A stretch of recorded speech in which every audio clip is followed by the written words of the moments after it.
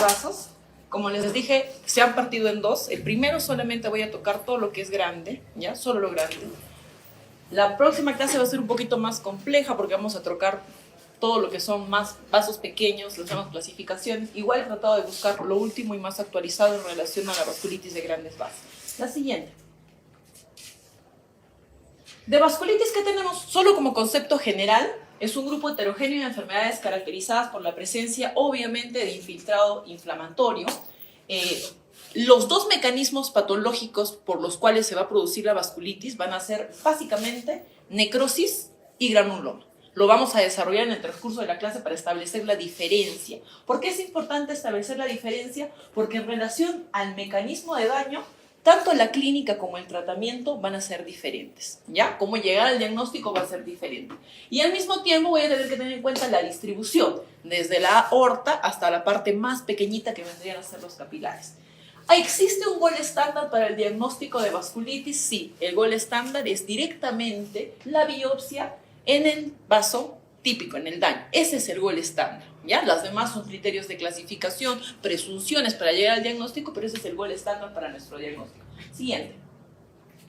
Entonces, ¿cómo podemos clasificarla? Vamos a clasificarla desde primarias y secundarias. Las secundarias, ojo, cursan. Lupus eritematoso sistémico puede presentar vasculitis, artritis reumatoidea puede presentar vasculitis reumatoidea, algunas infecciones oportunistas, ¿ya? Ojo, algunas infecciones oportunistas en pacientes inmunosuprimidos también pueden causar vasculitis, neoplasias y algunos medicamentos. Pero ¿cuál es la que vamos a abordar nosotros? Netamente las de causa primaria y básicamente las que ve reumatología. La siguiente. Así de sencillito, chicos, tenemos para clasificarla en grandes vasos y medianos vasos. Hoy día solamente vamos a hablar de las patologías reumatológicas más importantes de vasos grandes y medianos, y la más compleja la vamos a dejar para la siguiente clase. La siguiente. No es así de sencillo, chicos, hablar de las manifestaciones clínicas cuando hablamos de vasculitis sistémica. Es así de complejo hablar de vasculitis sistémica. ¿Por qué? ACG, que es arteritis de célula gigante, Takayasu es arteritis de células, bueno, es vasculitis en vasos grandes, panarteritis nodosa y Kawasaki son de vasos medianos. Todas las GPA, granulomatosis con colangitis, PAM, EGPA, estas anteriormente son las vasculitis ANCA, las que antes llamábamos Wegener, Short-Strauss. Actualmente ya esa terminología está totalmente obsoleta. Aquellas que son por inmunocomplejos directamente, que la ven netamente los nefrólogos, y miren cómo se distribuye la clasificación en cuanto a las clases. Quiere decir que supongamos, ¿no? Si hay una diferencial de prensiones, voy a pensar en Takayasu. ¿Ya? Si tengo además de eso compromiso del sistema nervioso central, ¿en qué puedo pensar? Así que varias características. El compromiso renal la ven casi todas las patologías o todas las vasculitis. Entonces, no es tan sencillo como decir vaso mediano, grande y ya está que doy tu vasculitis. No. Es complejo hablar de vasculitis porque para poder llegar al diagnóstico yo tengo que tener en cuenta clínica, tengo que tener en cuenta laboratorio, tengo que tener en cuenta anticuerpos, tengo que tener en cuenta las diferenciales en cuanto a las características de cada patología, la fisiopatología y el mecanismo de daño de cada patología. Y estamos hablando de todas esas vasculitis, ¿ya? La siguiente. ¿Qué es lo que sí tienen en común? La mayoría de las vasculitis tienen los síntomas constitucionales. En algunos pacientes se presenta más predominantemente que en otros. ¿Y cuáles van a ser? Pérdida de peso, malestar general, mialgias, fiebre, ¿ya? En la mayoría de los casos pues, está presente hasta en un 50% de los casos. La siguiente. Entonces, ¿qué es lo que voy a encontrar en los exámenes analíticos? ¿Han hecho lupus eritematoso sistémico? No. Cuando hagan lupus eritematoso sistémico, se van a dar que el mecanismo de daño en el compromiso hematológico, ¿cómo sería? ¿Qué hace mi paciente con lupus?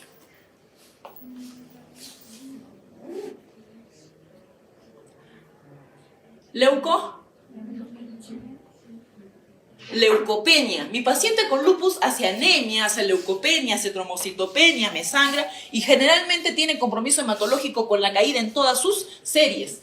Miren la peculiaridad cuando se trata de vasculitis, como para establecer una diferencia entre lupus y vasculitis. En la vasculitis todo sube. Por lo general, no quiere decir que sea una regla, pero es una posibilidad de la cual puedo diferenciar. Mi paciente tiene leucocitosis, tiene elevación de neutrófilos, va a tener elevación de eosinófilos.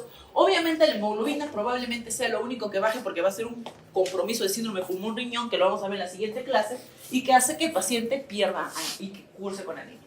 ¿Qué me interesa de mi suero? Del suero en sí. A mí como reumatóloga, reactantes de fase aguda. ¿Cuáles son mis reactantes de fase aguda? BCG y PCR, que me van a hablar de actividad de la enfermedad. Obviamente voy a necesitar creatinina y urea, ¿no? Para saber si hay daño en órgano blando, que vendría a ser el riñón principalmente. Los complementos, en lupus eritematoso sistémico, ¿los complementos bajan o suben? Bajan también. También puede cursar o no. Me interesa el ANCA. ¿Por qué? Porque es la única manera de poder clasificar las vasculitis ANCA que vamos a tocar en la siguiente clase.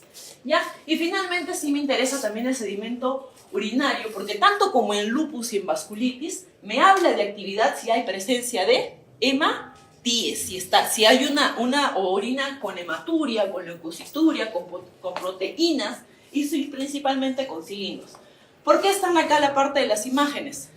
Es lo que vamos a hacer hoy día, porque vemos vasculitis en células, en vasos grandes, ¿ya? Y actualmente utilizamos imágenes, y en relación a las imágenes, casi la mayoría de las clasificaciones actuales para vasculitis de vasos medianos y grandes también han cambiado, ¿ya? La siguiente. Entonces, ¿cómo se produce el daño? Para establecer una diferencia. Dos conductas. Hay una respuesta adaptativa mediada por una respuesta celular y una respuesta humoral mediada por los linfocitos B. Células T, células B. ¿Qué va a hacer la respuesta humoral? Va a formar granulomas. Estos granulomas van a ser directamente a nivel de toda la lúmina albúmina, la capa media, adventicia y el endotelio en mi vasito grande. ACG grande, Takayasu grande, son vasculitis de vasos grandes, ¿ya? Todo lo contrario pasa con la respuesta humoral, ¿ya? La respuesta humoral está mediada por las células B y mediada por algunos inmunocomplejos. Quiere decir que acá van a haber anticuerpos que van a estar positivos y van a causar daño en el vaso, pero a través de otro tipo de fisiopatología, no directamente, sino por inmunocomplejos o sino por antígenos o anticuerpos. Sobre todo los ANCA positivos son los que más daño me causan. ¿Y qué es lo que voy a encontrar acá? La PAM, ¿ya? La poliangitis microscópica, recientemente descubierta desde Chaper-Hill en el 2012. Y bueno, anteriormente casi como entre granulomatosa y algún mecanismo de necrosis, vamos a encontrar las anteriormente llamadas Wegener, que actualmente se llama granulomatosis con polangeitis, y anteriormente llamada Shorestas, actualmente EGPA, la eosinofílica. Eso lo vamos a ver en la segunda clase, ¿ya? La siguiente. Entonces, mi daño se va a formar granuloma y necrosis. Es la única manera de que yo pueda tener daño en mi vaso. La siguiente. Más de lo mismo, como les decía, el daño no es a nivel de la parte humeral y este es directamente local, con destrucción directamente en el tejido y engrosamiento de la pared, por eso es el daño y a nivel de vasos grandes. Pero no quiere decir de que algunas compartan el mecanismo. Las vasculitis ANCA comparten tanto mecanismo como granulomatoso como necrótico. La siguiente. Entonces, este cuadro resume más o menos cómo es que podría orientar mi clínica en relación al órgano afectado. ¿Ya? Quiere decir que yo hoy día voy a ver solo vasos grandes y vasos medianos. Si está comprometida la aorta, obviamente va a haber un aneurisma o una disección. Va a haber a nivel de las extremidades alteración de pulso o abolición del pulso, voy a auscultar soplos, va a haber claudicación en extremidades, puede haber cefalea, claudicación mandibular cuando hay compromiso de las arterias craneales. A nivel de piel voy a encontrar líbedo, úlceras. ¿Qué me falta acá? Nódulos, puedo encontrar nódulos, ¿ya? Úlceras necróticas, también puede haber isquemia, ya puede haber isquemia, necrosis inclusive. Y ya cuando los compromisos, ojo, recuerden, el riñón tiene vasitos medianos, ¿sí o no? Sí tiene vasos medianos y también puede cursar con hipertensión y hematuria. Ahí hay probablemente un gran problema, porque si el riñón tiene compromiso con hipertensión y hematuria, doctora, ¿cómo puedo diferenciarlo de la hematuria en vasitos pequeños? Y esa fue una polémica porque cuando recientemente se habló de vasculitis, todo era panarteritis nodosa, pan, hasta que aparecieron los anticuerpos ANCA y dijeron, ah, no, este mecanismo es distinto, no se trata solo de panarteritis nodosa, tenemos que subclasificar nuestras vasculitis de pequeños vasos y diferenciarlas de los vasos medianos. Eso lo revisan y lo detienen más o menos como para poder establecer las manifestaciones clínicas en relación al compromiso. La siguiente. Entonces, a lo que me iba en relación a historia. En 1866, la primera vasculitis que se habló, la panarteritis nodosa, poliarteritis nodosa, idem las dos, ¿ya? Y era la primera vasculitis que nosotros tratamos, no la podíamos diferenciar de nada. A medida que fueron pasando los años ya empezaron a salir ACR, que es el Colegio Americano de Reumatología, primeras clasificaciones en las que podríamos establecer una propuesta de clasificación. Pero no fue realmente hasta el 2012, en donde se establece, bueno, se actualiza la primera actualización de Shaper-Hill y realmente se lanza el consenso, que es la nomenclatura que todos los reumatólogos, y ustedes siempre van a escuchar cuando se hable de vasculitis, que es el consenso de Shaper-Hill, en donde ya incluye justamente lo que le digo, la positividad de los anticuerpos ANCA, y tiene una distribución en relación a la distribución del vaso comprometido. Pero no estamos 2012, actualmente en el 2022, desde el 2022, ACR y EULAR, que es el consenso americano y europeo de reumatología, ya está haciendo nuevos criterios de clasificación basados en un amplio estudio que se llama DCVAS, que es la corte más grande que se encarga de agrupar todos los pacientes con vasculitis y tratar de proponer nuevos criterios de clasificación, y eso lo vamos a hablar en el transcurso de la clase y también en la segunda cuando hablemos de vasculitis ANCA. La siguiente. Entonces solamente vamos a tocar estos dos puntitos. La siguiente. Nada más, lo demás lo vamos a dejar para la siguiente clase, ¿ya? La siguiente. Shaper-Hill, les presento Shaper-Hill, esa fue la publicación en el 2012, esta fue la propuesta de clasificación en relación, ojo, a los vasos grandes, arteritis de células gigantes, yo voy a decir ACG para que me puedan entender, Takayasu, ya, yo voy a decir TK o Takayasu, las de mediano vaso, poliarteritis nodosa, yo voy a decir que es PAN con N, no PAN con M. En las ANCA, la clasificación de Wegener, Charles-Strauss quedó totalmente obsoleta, ya no utilizamos esa nomenclatura. ¿Qué nomenclatura utilizamos? Poliangitis microscópica, que actualmente es PAM con M, no con N, no a diferenciar con PAN de N, porque ambas tienen compromiso renal. Les dije que el compromiso al nivel de la arteria medial en el riñón también se puede confundir con una panarteritis que es de arterias pequeñas. Entonces ahí sirve como confusión, como para que les pueda hacer un caso clínico y todos puedan jalar, algo así.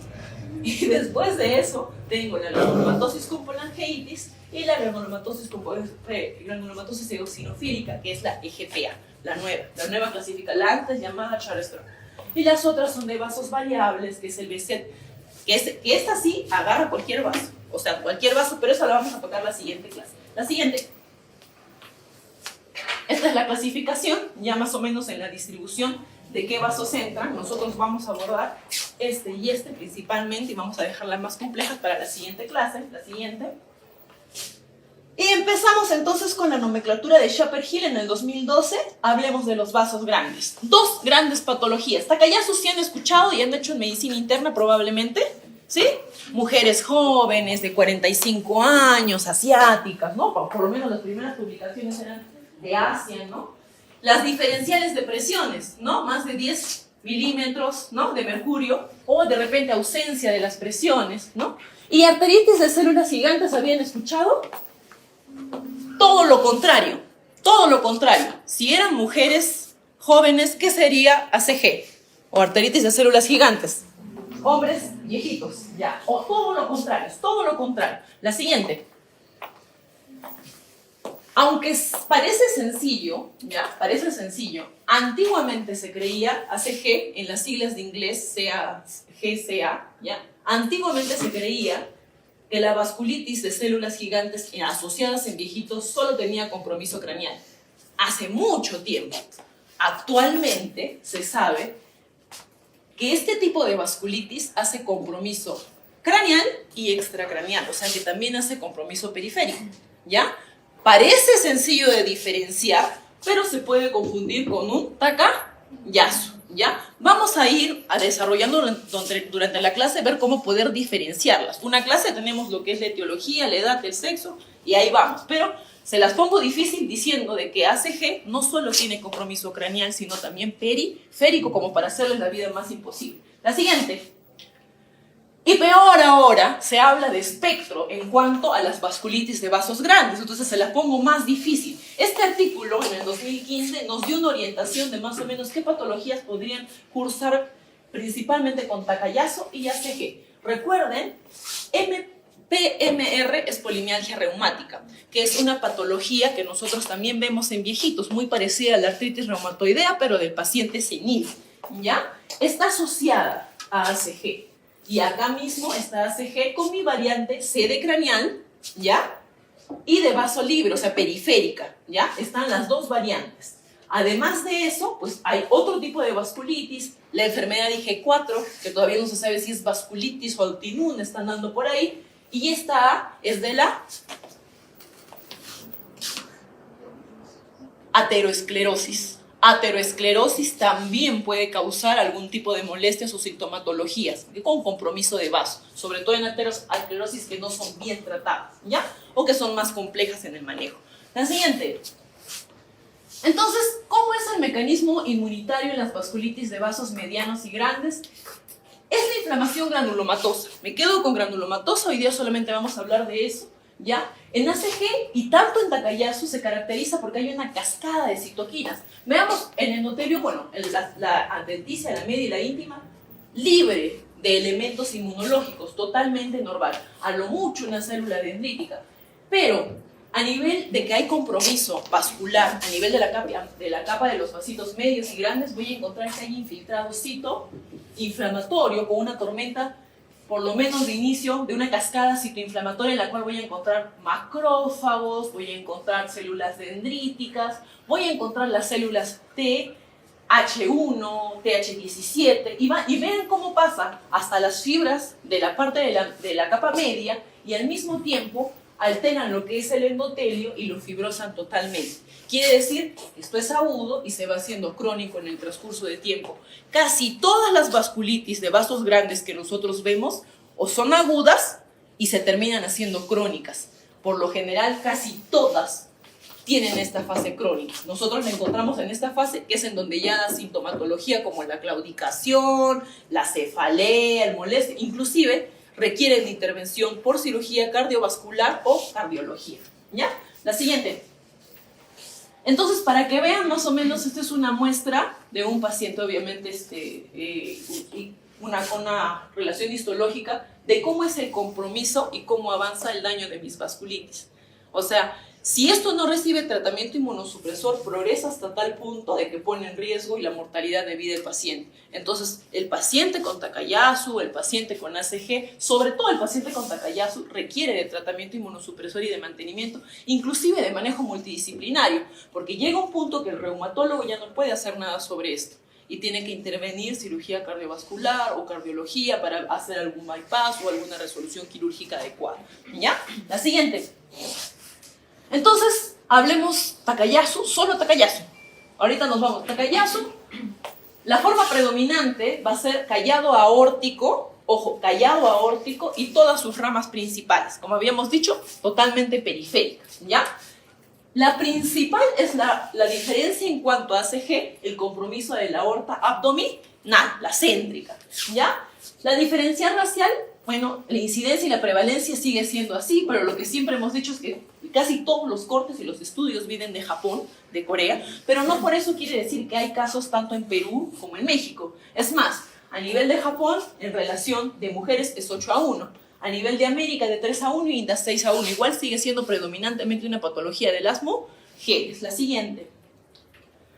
¿Qué clínicas vamos a encontrar? Recuerden, va a tener síntomas visuales que se pueden confundir con el compromiso extracraneal de la AGC, carotidia, va a tener presencia de sopros, va a cursar con aortitis, va a cursar con claudicación, que también puede tener ACG, y también va a haber esa diferencial de presiones, que es mucho más peculiar de Takayasu que de ACG, ¿ya? En cuanto a la analítica, quiero que les llame la atención, menores de 60 años, prevalentemente mujeres, y los síntomas constitucionales en Takayasu pueden o no pueden estar presentes. ¿Ya? A veces la paciente ya solamente la ve cardio, ¿ya? Y al final, después de tantos años de ser evaluada, terminó siendo un Takayasu, porque puede o no puede tener síntomas constitucionales. Y igual pasa con sus reactantes inflamatorios. Esto significa BCG y PCR. Puede tener la BCG positiva como la PCR negativa, o sea, cualquiera de las dos, no es diferencial. La siguiente. ¿Qué es lo que hablamos en relación a las manifestaciones clínicas? Les hablo de secuela, de cronicidad. Esto pasa con nuestros Takayasus, esto pasa con nuestras vasculitis, sobre todo de Takayasu más que de ACG. Empiezan con síntomas constitucionales inespecíficos. En el transcurso del tiempo se vuelve secuelar y empieza a presentar carotidia, empieza a empezar esa diferencial de presiones con disminución de un lado o inclusive con ausencia, con presencia de claudicación, con soplos y finalmente con síntomas isquémicos que requieren de alguna resolución quirúrgica. La siguiente.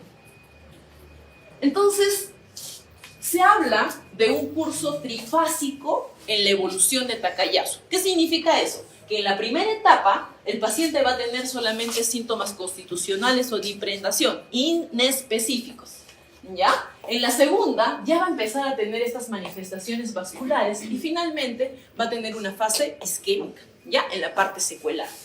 Las manifestaciones tardías van a ser obviamente claudicación, a predominio de miembros superiores, ausencia de pulsos o disminución o asimetría de ellos, más de 10 milímetros en cada lado, cefaleas, muy importante, las pacientes hacen síncopes o se hacen desmayo así de la nada, ¿ya? Pueden hacer ACV, cursan con hipertensión, sobre todo en mujeres jóvenes con hipertensión, pensar en Takayasu, ¿ya? Y también cardiopatía isquémica. La siguiente. Este es un síndrome que se llama el síndrome del robo de la subclavia. Vean más o menos cómo es el flujo cuando hay alguna obstrucción a nivel, ¿no? A nivel del vaso. ¿Qué se va a crear? Se va a crear una especie de un circuito retrógrado a nivel de la arteria vertebral que va a impedir que la arteria basilar tenga flujo. Entonces, mis pacientes jovencitas de 45, chinitas, así, un síncope. Se desmayan, cefalean y se caen. Entonces, el síndrome de robo de la subclavia es una patología que está asociada a Takayasu. ¿Listo? La siguiente. Estos son los criterios, los primeros criterios que salieron en 1996, ¿ya? De Takayasu y que probablemente ustedes han estudiado en algún momento. Lo que hacíamos nosotros era la clasificación de humano, que clasificaban la distribución de dónde era que tenía el compromiso, ¿no? En relación al trayecto. Lo dividían en 1, 2, 2, 3. ¿Cuál es el problema con esta clasificación obsoleta? Porque ya no lo utilizamos, ¿ya? Es de que solamente era estructural. O sea, solo definías estructura. ¿Dónde quedaban las imágenes? ¿Dónde quedaban los síntomas? Las manifestaciones. Entonces, como que no era muy específico. La siguiente. Entonces, esta propuesta, desde el 2020, es un estudio, prácticamente una clasificación que propone la nueva clasificación de Takayasu, ¿ya? Es un estudio de una gran corte de pacientes entre India y Estados Unidos, los cuales hicieron una comparación para identificar justamente estos subgrupos de pacientes, ¿ya? Con Takayasu principalmente, basados en diferenciales de patrones angiográficos. Quiere decir, vámonos a la imagen, angioraso. Ya no solamente vamos a ver el libro, sino vamos a ver resonancias, angiografías. Y un estudio para poder clasificar estos subgrupos y las características clínicas que presentaba cada grupo en relación a la enfermedad. Entonces, ¿qué han utilizado? Angiografía, TEP y han usado también la resonancia. La siguiente. ¿Ellos qué es lo que proponen? Nos proponen esta clasificación en relación a la evaluación de 13 territorios arteriales, que son todos los que están descritos acá, y esta clasificación. Habíamos dicho que Takayasu toma abdomen. Hay un compromiso con un clúster 1 o clase 1, subtipo 1, en la cual va a haber un compromiso predominantemente abdominal. El segundo clúster es un compromiso con directamente el compromiso del callado aórtico. Y finalmente, una clúster 3, que es un compromiso más difuso, quiere decir que generalizado y que se podría asimilar al ACG. ¿Ya? Esto es en relación a la prevalencia del rango, la distribución adquirida al compromiso vascular. La siguiente. Todo esto es propuesta de ACG desde el 2018. Y esto se justifica justamente con las imágenes. Quiere decir que si tengo un compromiso a nivel abdominal, con lo que es predominantemente abdominal, va a haber oclusión a nivel de las arterias renales y estenosis de la arteria abdominal. Y efectivamente vas a hacerle la resonancia y vas a encontrar las estenosis ahí. Entonces ese subgrupo se queda con el subgrupo con predominantemente abdominal. Igual el de la arco aórtico vas a tener obstrucción a nivel de la subclavia. ¿Y estos pacientes qué harán? ¿Qué síndrome harán estos pacientes que tienen obstrucción a nivel de la subclavia? ¿Qué síndrome harán? El síndrome del robo de la subclavia, obviamente. Y finalmente un compromiso más difuso con estenosis en todas partes. La siguiente. Entonces, ellos clasifican, y actualmente tenemos la tendencia desde 2020 de clasificar así nuestros tacayazos, ¿ya? Aquellos que tengan compromiso abdominal van a cursar con hipertensión, van a cursar con claudicación, ¿ya? En extremidades superiores e inferiores va a haber también una isquemia mesentérica y por lo general está asociada a mujeres mucho más jóvenes, ¿ya? En la clase 2 voy a encontrar ACV, puede cursar con ACV, puede cursar también con dolores con carotidia, con malestares generales, cefaleas, ¿no? Sobre todo compromiso craneal, y en la parte difusa van a haber solamente molestias a nivel o sea, como que dolores o fiebres, algo más sistémico y una simetría en relación a los patrones de las molestias que estos van a tener. La siguiente. Entonces, ACR desde el 2020 propuso la clasificación que teníamos, pero actualmente tenemos nuevos criterios de clasificación. A lo que voy yo es que tenemos imágenes modernas. Actualmente utilizamos angioresonancia, utilizamos resonancia, y en relación a eso es que tenemos que ir clasificando nuestro tacayazo. La siguiente. Entonces, DCVAS, les presento, es la corte más grande de estudios de vasculitis en general, vasos grandes, pequeños, lo pueden buscar en la bibliografía, ¿ya? Recuerden bien esto, no son criterios diagnósticos. ¿Cuál es el criterio diagnóstico o el estándar para el diagnóstico de la vasculitis? La biopsia. No son criterios, solamente son criterios de clasificación, ¿ya? Que quede bastante claro. Lo único que nos va a ayudar es a clasificar un grupo poblacional con sospecha de un tipo de vasculitis, o sea, no es un gol estándar. El gol estándar siempre va a ser la biopsia, ¿ya? La siguiente. Entonces, esta es la propuesta de ACR 2018 para los criterios de Takayasu. Creo que habían criterios antiguos, ¿no? Tienen los criterios antiguos de Takayasu, que creo que eran de 1990. Ni los estoy mencionando. Bueno, ya los mencioné, pero ya les dije por qué es obsoleto. ¿Por qué? Porque en estos criterios, ¿qué estoy incluyendo? Todas las imágenes, que no incluían los anteriores criterios, que solamente era clasificarlos y nada más. Me sumo un punto que sea mujer, que tenga compromiso claudicular a nivel de miembros aéreos superiores y que tenga justamente compromisos, estos síntomas característicos. Llama la atención de que ellos han disminuido la edad, ya menos de 60, o sea, ya no es 45, menos de 60 años, o sea, no tiene que ser de 45 años para que puede pasar a los 50 y puede seguir siendo Takayasu, ¿ya? Eso es lo único que ha cambiado el ACR 2018. Y mi paciente tiene que sumar más de 5 puntos para llegar a mi diagnóstico de Takayasu. ¿Qué les llama la atención que no hay acá?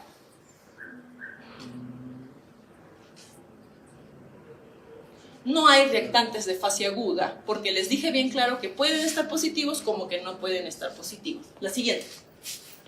Entonces, EULAR nos hace la recomendación en cuanto a la terapéutica, que más o menos va en relación a uso de dos cosas. DIMARs convencionales, que son metrotexate o FARMES, ¿no? Modificadores de la enfermedad, metrotexate, micofenolato, leflunomida y azatropina, ¿ya?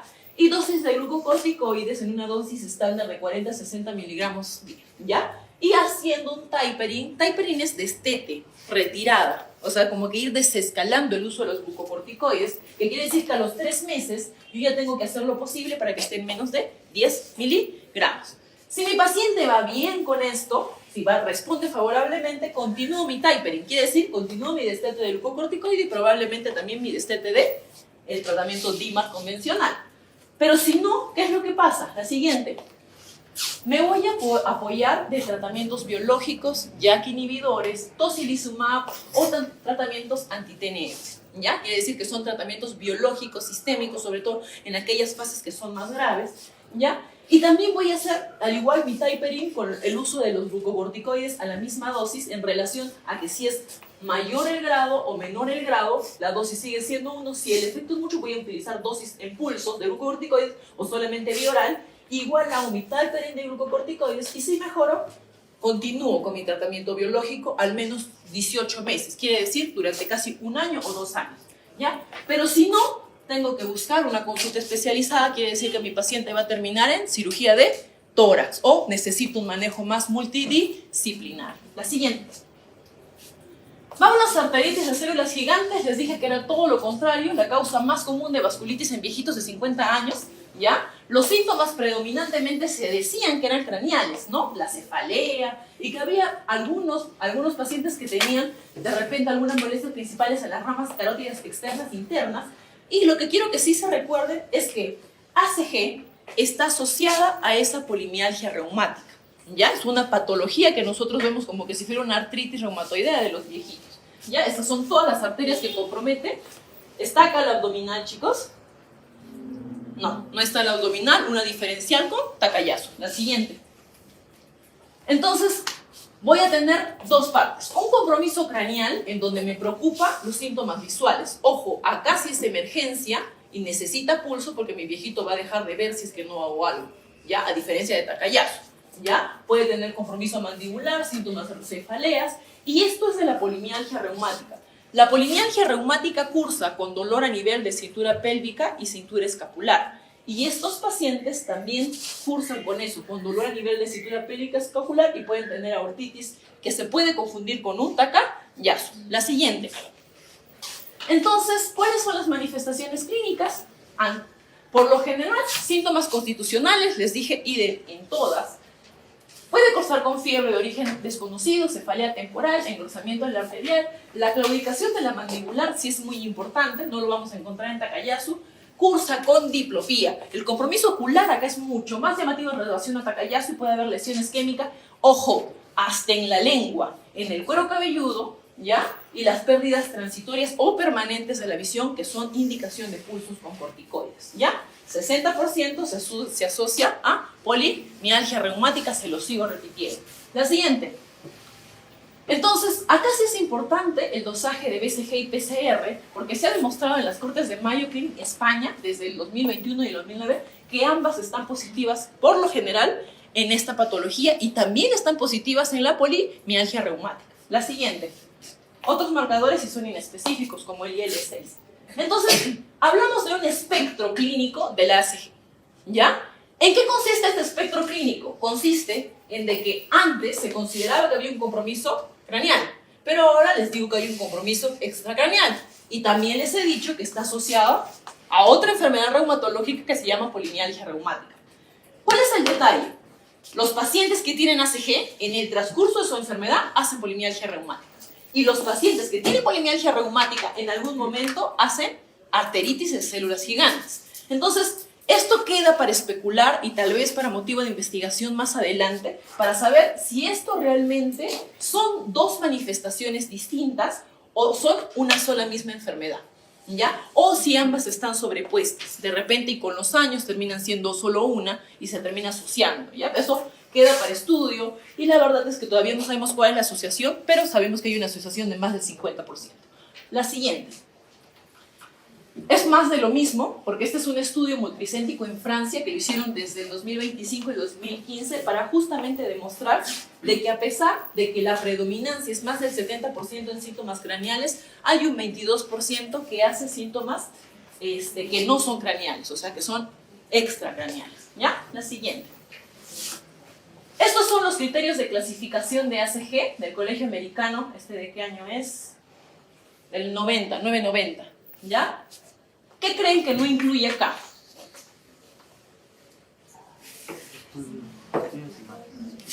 No tengo imágenes, genial. ¿Qué más no tengo?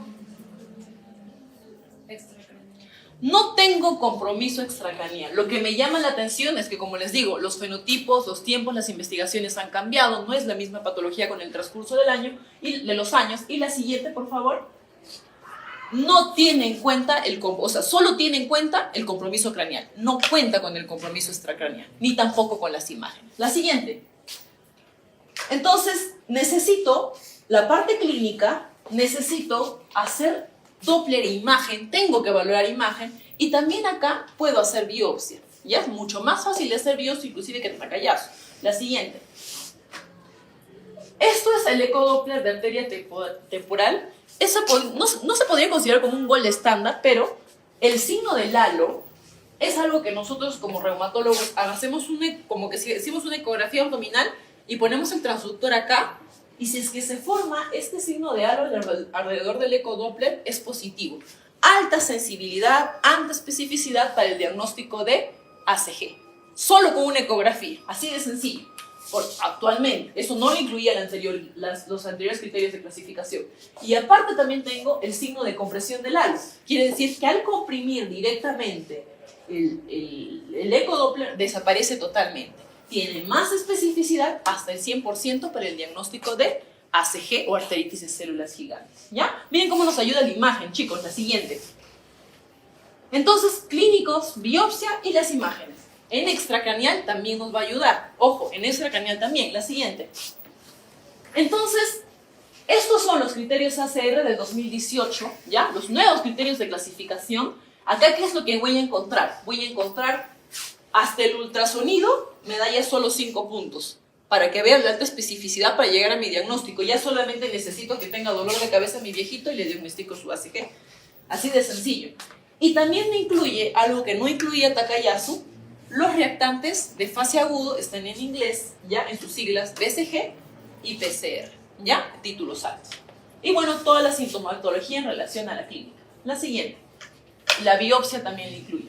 Ahora, mi pregunta es, ¿podemos diferenciar nosotros Takayasu de ACG, sobre todo el Takayasu normal del ACG que tiene compromiso extracraneal?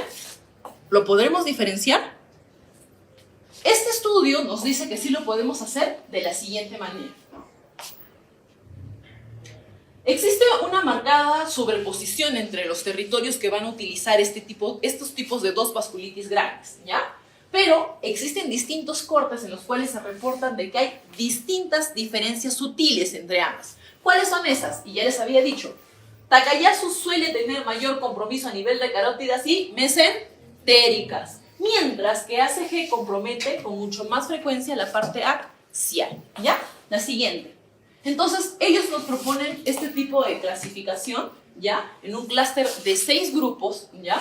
En las cuales más o menos ustedes van a ver cómo es el compromiso. El compromiso abdominal, más del 96%, Takayasu, ¿ya? Igual acá, el compromiso a nivel de lo que es los vasos mesentéricos, más del 75%, igual el TAC, ¿ya? La subclavia, como ya les había mencionado, directamente más del 70%. Y en el caso de la que es difusa, ¿ya? Hay otra manifestación hasta el 85%. Y sobre todo la axial a nivel axial y subclavicular, más del 85%, ¿ya? Para ACG. La siguiente. Este es el tratamiento también es muy similar a Takayasu. ¿En qué consiste el tratamiento? Acá sí necesito establecer qué tipo de daño tengo. Si tengo compromiso visual, o sea, compromiso ocular, mi viejito se puede quedar. Voy a empezar con pulsos de metilprednisolona. Empiezo con pulsos de metilprednisolona y después eso lo hago por durante 3 días. Si no hay compromiso, por lo general, empiezo con dosis de prednisona en vía oral, muy similar a lo de Takayasu. Si responde el tratamiento, hago mi tapering, tal y cual, el mismo destete, bajo.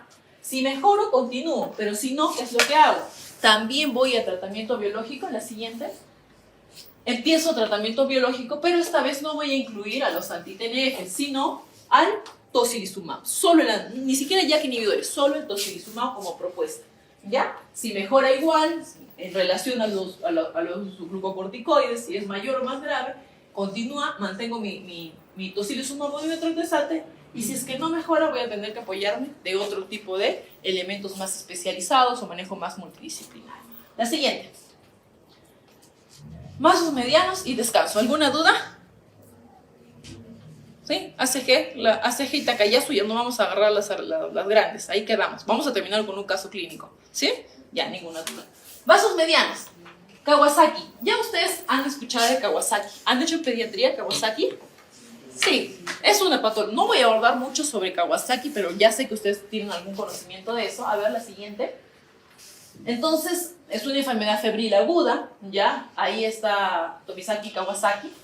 Él en 1967 empezó a ver de que la mayoría de los casos, o sea, reportaron a 10 casos primero en autopsias de niñitos muertos, sin razón o causa explicar que valiera la razón. Y a medida que fueron pasando los años, ya en 1970 se describe de que estos casos, que en algún momento llegaron a ser 10, llegaron a ser más de 60 en países de todo el mundo.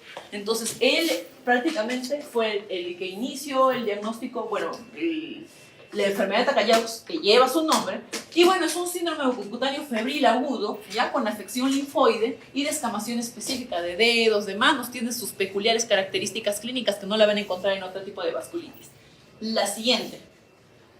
La fisiopatología es en relación a eso, a una alteración o a una inadecuada respuesta en cuanto a procesos proinflamatorios, ¿ya? Y aquellos procesos regulatorios, o sea que mediadores inflamatorios antiinflamatorios. Lo que se cree o se postula es de que puede haber alguna alteración en relación al adquirimiento de lo que son virus, ¿no? Virus de hepatitis, Epstein-Barr, etcétera, o alguna predisposición genética. ¿Ya? Además de eso, también se habla de que ingresa por el tracto del sistema respiratorio agudo, perdón, del tracto respiratorio alto, y que migra hasta lo que es la simbiosis y la parte intestinal, y que a partir de ahí empieza la fisiopatología de Takayasu, ¿ya? Esta es una propuesta del 2020 que más o menos nos explica cómo es que se produce esto. La siguiente. Entonces, ¿qué va a haber? Pérdida de integridad de la barrera, va a haber un incremento de la permeabilidad, este es el vaso normal, ¿ya? Este es el que está malito, un incremento de la permeabilidad intestinal, va a haber esta disbiosis intestinal con la proliferación de las placas de Peyer, principalmente, ¿ya? Y también el incremento de IgA secretora. Además de eso, se va a activar medianamente todos los linfocitos B, las células plasmáticas, el IgA y también los complejos autoinmunes a nivel de la circulación, y va a preservar lo que es el proceso de inflamación auto o con la proliferación de mediadores inflamatorios, ¿ya? La siguiente. Entonces, ¿cómo se produce este proceso a nivel del daño en sí en el vasito de mi pacientito? Puede ser de dos mecanismos. Simplemente agudo, con la predominancia de los neutrófilos, que va a cursar con trombosis y puede cursar con ruptura, quiere decir que es mucho más grave. Y en el transcurso de la enfermedad, al igual que Takayasu, y como todas las vasculitis de medianos y grandes vasos, puede volverse subaguda y crónica, en donde va a proliferar lo que es el miofibroblasto y va a hacerse una malla extra celular de la matriz, y justamente va a formar lo que es esta ya proliferación miofibroblástica luminal, en la cual ya va a cursar con trombos o sin trombos principalmente. Quiere decir que se va a volver más crónica, ¿ya? La siguiente.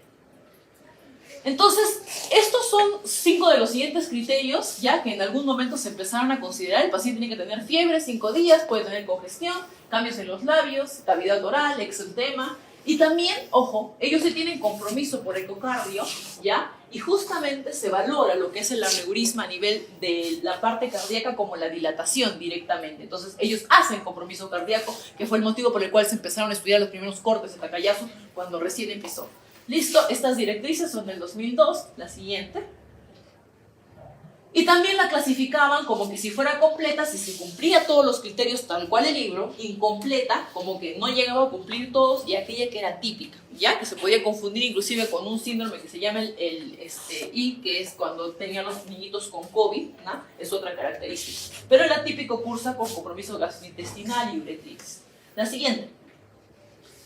En el 2017 se proponen estos nuevos criterios. Estos son los criterios más actualizados que tengo, para que sepan. Todavía incluyen los síntomas característicos del libro, pero también incluyen hallazgos clínicos diferentes.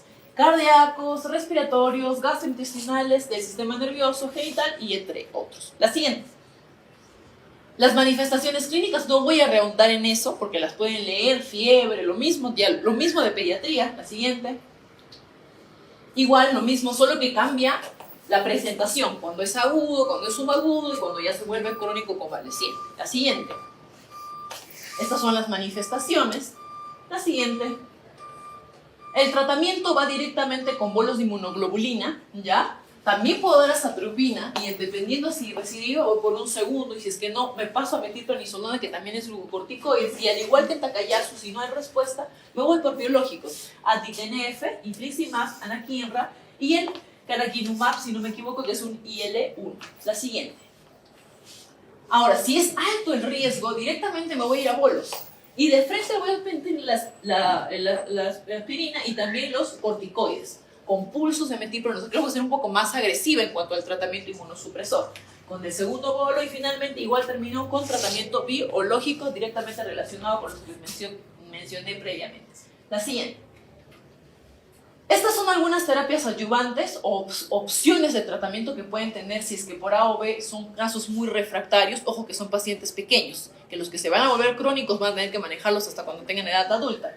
Y se van a utilizar corticoides, los anti-TNF, los inhibidores de interleuquina 1, que les dije que es el canakinumab principalmente, e inhibidores de calcineurina como la ciclosporina.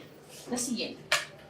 Ahí están las indicaciones de cómo hacer y esta solamente gestión a largo plazo. Si hubiera alguna complicación la tendríamos que manejar directamente con los cardiólogos. La siguiente.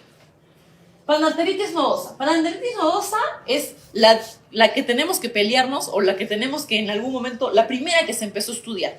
Todo el mundo hablaba de panarteritis nodosa. Ojo que tiene una asociación con pacientes que vienen de Turquía. Casi todas las cortes son pacientes turcos, ¿ya? La incidencia, ahí está, en la quinta y sexta década de vida.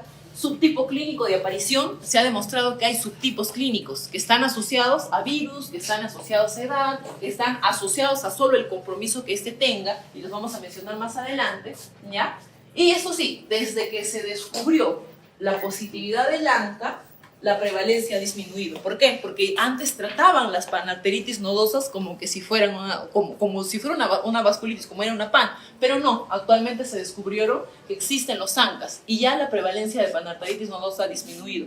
Ojo, ¿ya? La siguiente. Esto es más o menos para que entiendan, nos hemos pasado acá, la parte de necrosis, cómo se produce el daño a nivel de necrosis. ¿Cómo va a producirse el daño a nivel de necrosis? Necrosis vascular con la PAN clásica, ¿ya? Y aquella que está asociada a hepatitis B. Acuérdense de esta asociación, a pesar de que ha disminuido la prevalencia por lo de la vacuna, ¿ya? Y también están incluidos lo que es las vasculitis ANCA. Las 3 vasculitis ANCA también cursan con compromiso en necrosis. Y este otro tipo que hablan de enfermedades monogénicas, que son enfermedades nuevas, vasculitis nuevas, que están más directamente asociados con la fiebre mediterránea familiar, con el DAT y otros tipos de deficiencias genéticas, ¿ya? La siguiente. Entonces, PAN se nos clasifica de la siguiente manera, ¿ya? PAN relacionada a hepatitis B. ¿Qué quiere decir? Que está asociada al virus de la hepatitis B. ¿Qué es lo que pasa con estos pacientes? ¿Cómo creen que trataría a mis pacientes en este caso? Les voy a dar tratamiento inmunosupresor y ¿qué más voy a asociar? Antirretrovirales. Son tratados con pacientes con pacientes antirretrovirales. Se les da tratamiento. La siguiente.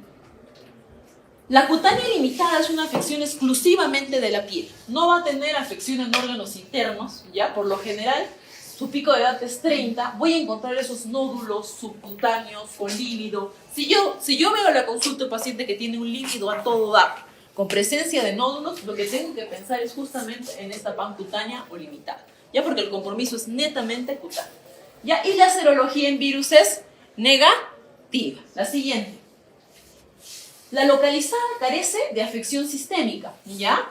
Por lo general es tan local e inclusive solamente como hallazgos. Quiere decir que es un paciente que lo operaron y encontraron. Hay panarteritis nodosa, pero es tan limitada que ni siquiera requiere de tratamiento inmunosupresor y solo requiere de tratamiento quirúrgico. Y ahí quedó. ¿Ya? Y finalmente la PAN pediátrica.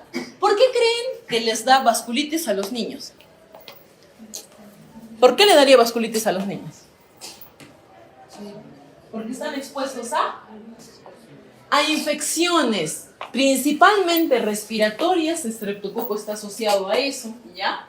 Y la clínica justamente es inespecífica. Cursa con leucocitosis, elevación de reactantes de fase aguda, ¿ya? Y la positividad del astro, ¿no? Con la positividad del estrococo. Estas infecciones hacen que nuestros pacientes también cursen con esta PAN y es netamente manejo de pediatría. La siguiente. Entonces, esto es como a modo de resumen, que es lo que van a encontrar ustedes en un paciente con panarteritis nodosa, ¿ya? Van a encontrar isquemia, van a encontrar compromiso nervioso, ¿ya? Puede haber mononeuritis, polineuritis. Ojo, van a encontrar compromiso renal, va a haber hipertensión, oligo y falla renal, que los puede hacer confundir con una vasculitis de vasos pequeños. ¿Cuál es la diferencia? ¿Cuál creen que sería la diferencia? ¿Cómo puedo diferenciar yo este compromiso renal de una vasculitis de vaso pequeño? ¿Cómo podría diferenciarlas?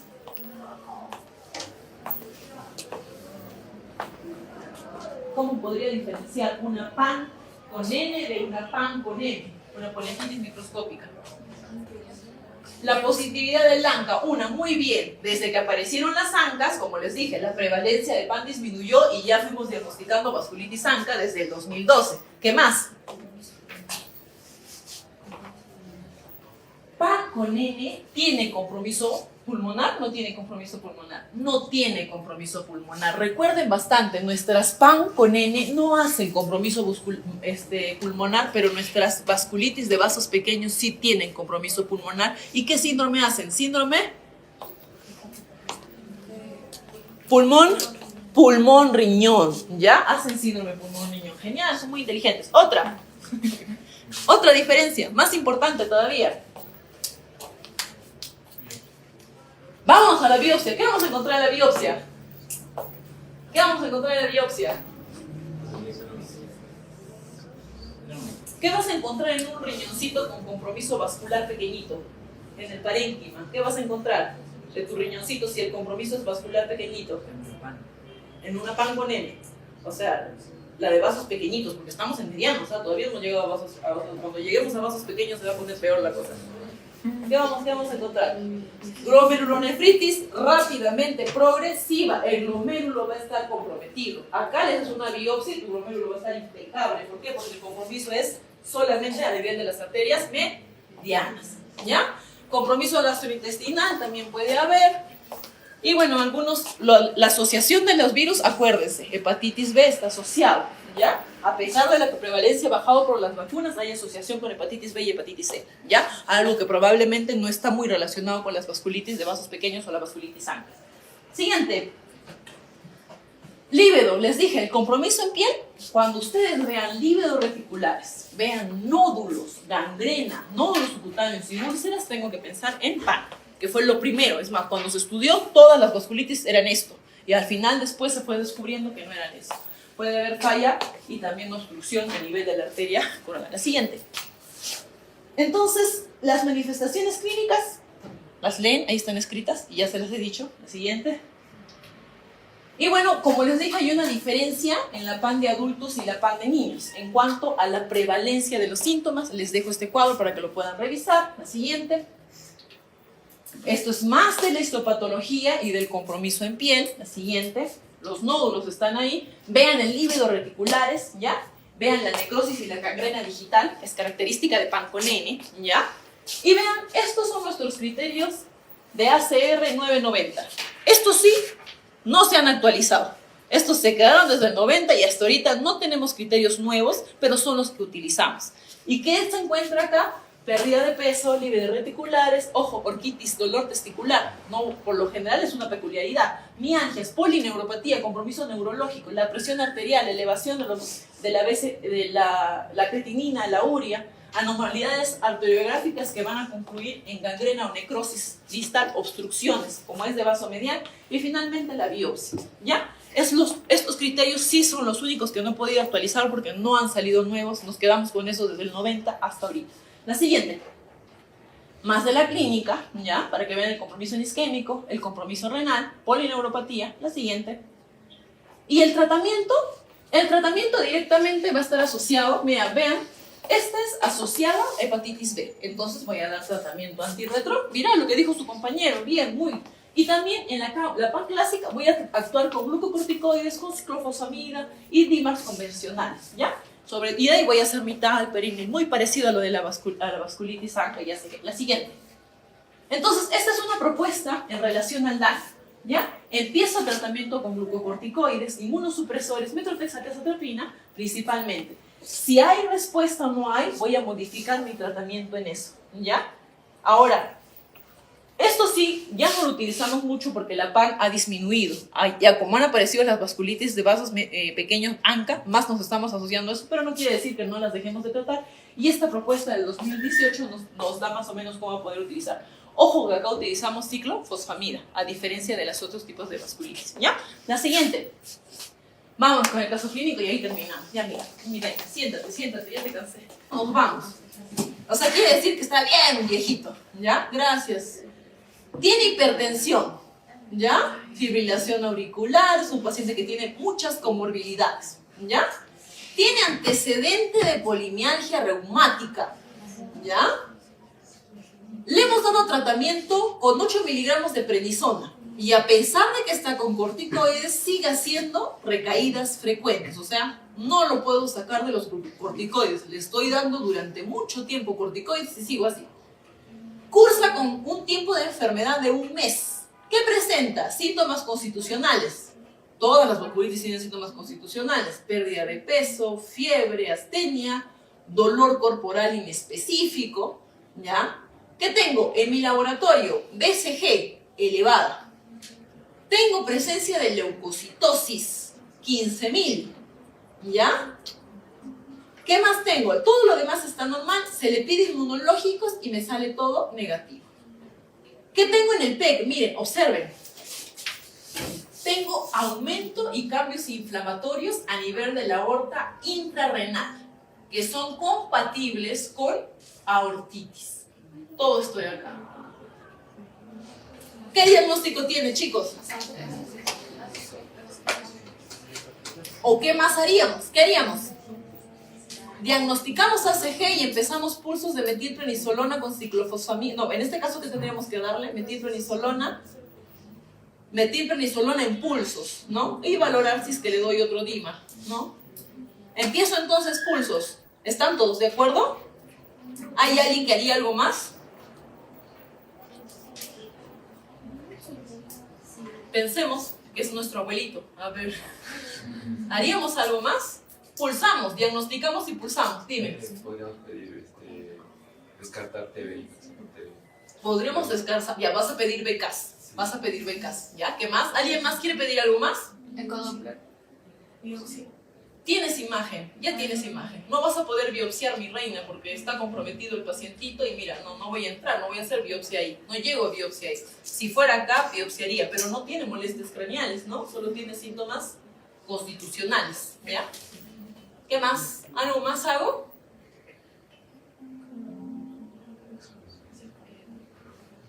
Vamos, chicos, díganlo nomás con confianza. Estamos para equivocarnos acá, pero cuando tengamos a los pacientes en el hospital, no. ¿Por qué? Porque vamos a manejar vidas humanas. Levanten la mano, ¿qué más hacemos? Descartar otros lugares. No tiene compromiso en otros lugares, tiene compromiso constitucional. Fiebre, astenia, pérdida de peso, dolores corporales inespecíficos.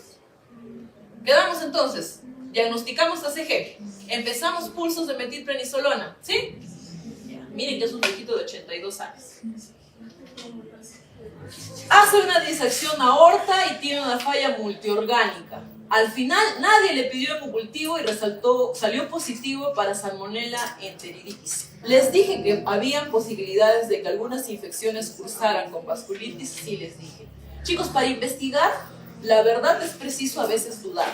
¿Ya? Estabas bien con lo de la TB, solo te faltó decir hemocultivo, doctor, hemocultivo, tiene fiebre, está con leucocitosis en 5.000. Nadie se le ocurrió solo pedirle hemocultivos. Matamos a nuestro paciente. Tenemos que dudar, chicos, mientras sea posible en todas las cosas, ¿ya? Tenemos que descartar los mimics. Mimics es aquellas que pueden simular como patologías de vasculitis. Es tan importante descartarlas como tratar de llegar al diagnóstico de una vasculitis sistémica, ¿ya?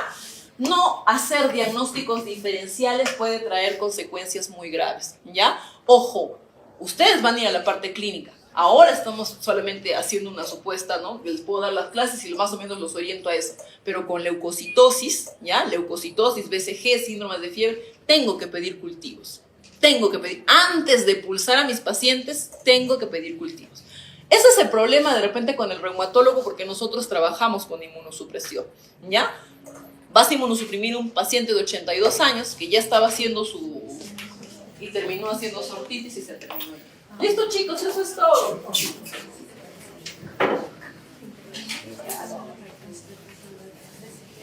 Les dejo las diapositivas, ¿no? Sí, sí. O sea, bueno, como tiene afectación de las arterias renales que pertenecen a la aorta abdominal, podría ser un Takayasu o un arteritis de células gigantes, pero ¿por qué una arteritis de células gigantes? ¿Solo por la edad? ¿O...? Por la polimialgia, por el antecedente de la polimialgia. La mayoría se iría por el antecedente de polimialgia. Y recuerda que los criterios de clasificación para Takayasu no te incluyen reactantes de fase aguda. Acá tenías reactantes de fase aguda positivas. Si tú vas a tu escala de clasificación, vas contando. No llega a los 60, descartado. No es mujer, tanto.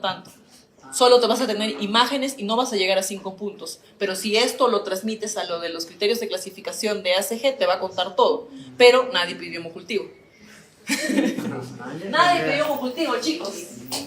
Ya, chicos, un gusto.